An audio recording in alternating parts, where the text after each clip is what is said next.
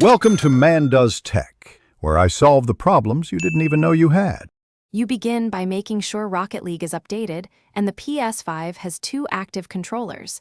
This avoids connection hops and save conflicts. Once done, sign the second controller into a local user or guest. That account holds match progress for that session.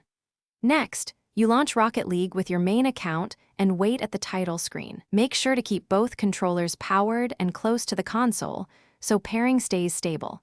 This prevents the second player from failing to join. You now add the second player.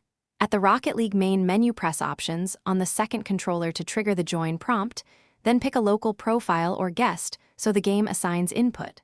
Once both players appear, choose the mode you want. Split screen supports most casual and competitive playlists.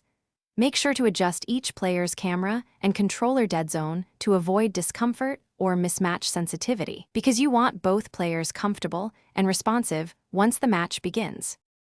You're almost ready. Pick your playlist and start the match. Rocket League will automatically split the display into 2 viewports. Once loading finishes, make quick camera and audio tweaks per player so visibility and sound are balanced.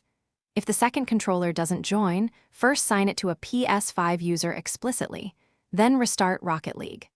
As a key troubleshooting tip, keep the console and game updated and, if needed, reboot the Ps5 to clear any temporary input or network hiccups that block local joins. Thanks for watching. If you found this helpful, don't forget to like and subscribe.